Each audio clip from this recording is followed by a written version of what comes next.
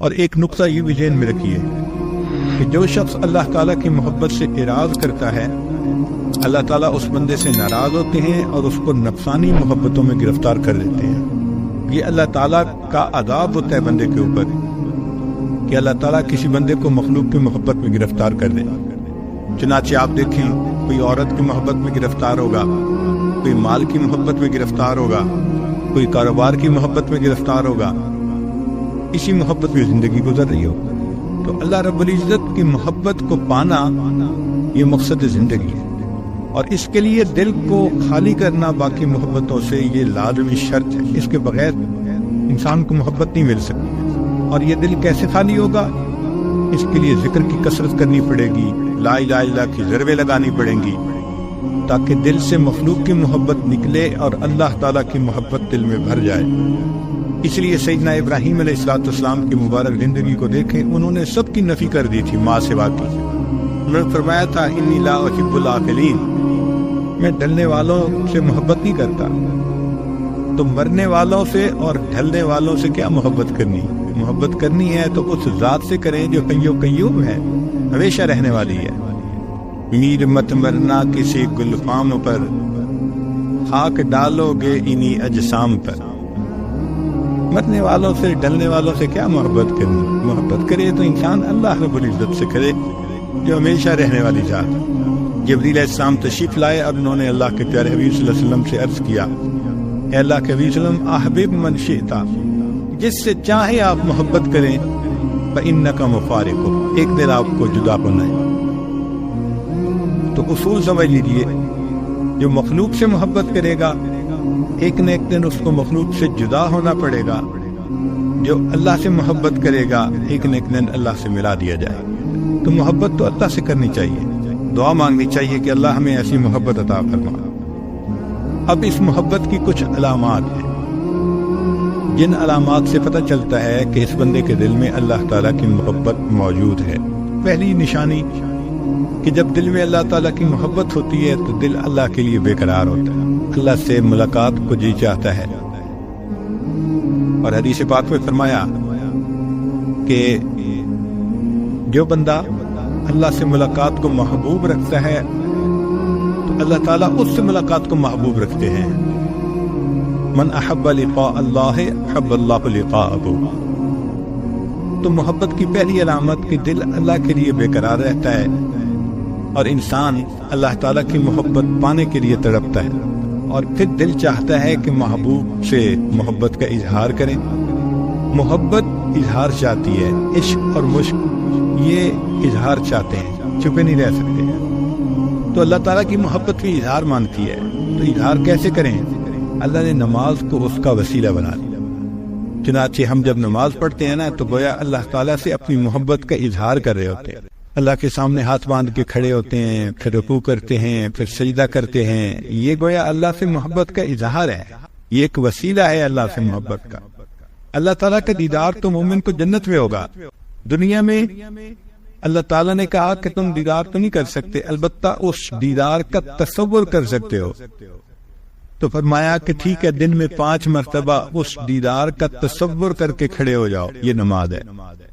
اس لیے فرمایا ان تعبد اللہ کأنک تراہ، تم اللہ کی عبادت ایسے کرو جیسے اسے دیکھتے ہو۔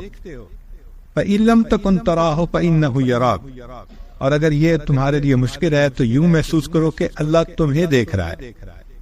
تو بھئی ہم محبوب کو دیکھیں یا محبوب ہمیں دیکھے، مقصد تو وہی دیدار کا ہوا نا۔ تو دن میں 5 مرتبہ مشق کروائی کہ جنت میں جو چیز تمہیں ملنی ہے اس کا تصور کر کے یہاں اپنا ٹائم گزارو۔ جب محبوب سے ملاقات نہیں ہو سکتی تو اس کے تصور میں ہی مزہ آتا ہے، دستور ہے۔ اس لیے مومن تو نماز میں مزہ آتا ہے، وہ نماز میں سکون پاتا ہے۔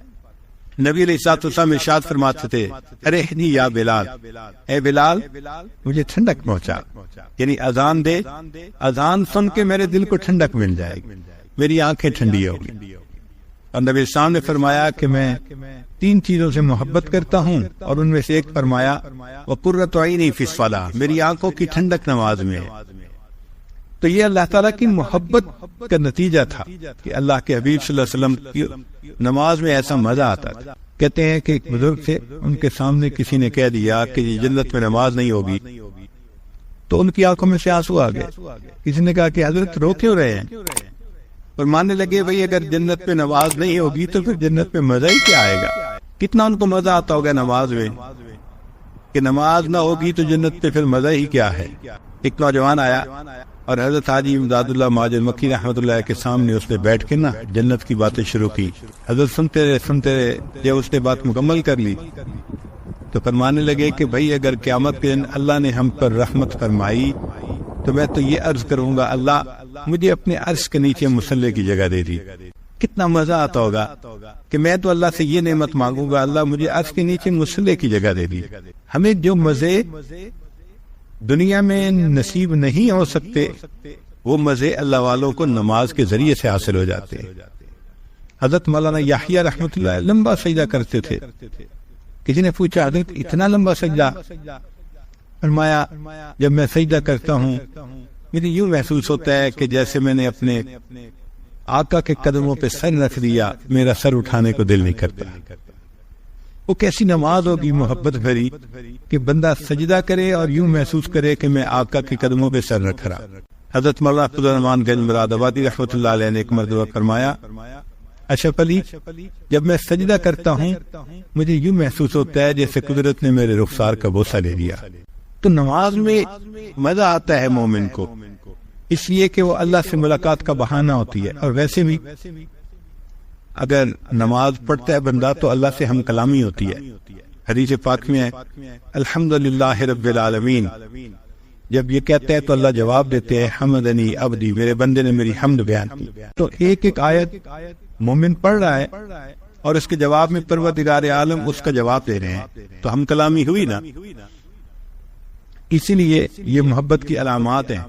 جس کو اللہ سے محبت ہوگی وہ نمازیں بھی پڑھے گا، پھر نوافل کو بہانہ بنائے گا اللہ سے ملاقات کا. بہانے سے وہ کبھی تحیۃ المسجد پڑھ رہا ہے، تحیۃ الوضو پڑھ رہا ہے، اشراق پڑھ رہا ہے، چاشت پڑھ رہا ہے، اوابین. 5 فرض نمازوں سے وہ محبت کا جذبہ ٹھنڈا نہیں ہوتا، اس لیے وہ بہانے بناتا ہے اللہ سے ملاقات کے. تو نماز فوراً نماز. اللہ والوں کو آپ دیکھیں گے کہ دن میں بھی پڑھتے ہیں نمازیں، راتوں میں بھی. تتجافا جنوبہم عن المضاجع یدعون ربہم خوفا وطمعا ومما رزقناہم ینفقون. ایک جگہ فرمایا وَكَانُوا قَلِيلًا مِّنَ اللَّيْلِ مَا يَهْجَعُونَ وَبِالْأَسْحَارِ هُمْ يَسْتَغْفِرُونَ. ہمیں تو فجر کے اٹھنے کے لیے بھی الارم لگانے پڑتے ہیں، اس لیے کہ بیٹری کمزور جو ہوئی. جن کو اللہ نے محبت کا جذبہ دیا ہوتا ہے تو ان کے تو اندر بیٹری، ان کے اندر کلاک فٹ ہوتا ہے، بالکل صحیح وقت پہ بستر ان کو اچھال دیتا ہے، وہ کھڑے ہو جاتے ہیں اللہ کی محبت میں. مجھ کو نہ اپنا ہوش نہ دنیا کا ہوش ہے، مجھ کو نہ اپنا ہوش نہ دنیا کا ہوش ہے، بیٹھا ہوں مست ہو کے تمہارے جمال میں، تاروں سے پوچھ لو میری روداد زندگی، راتوں کو جاگتا ہوں تمہارے خیال. وہ اللہ کی یاد میں، اللہ کی محبت میں راتوں کو مصلی پہ کھڑے ہوتے. میری فریاد سن لے میرے مولا، بنا لے اپنا بندہ دل بدل دے.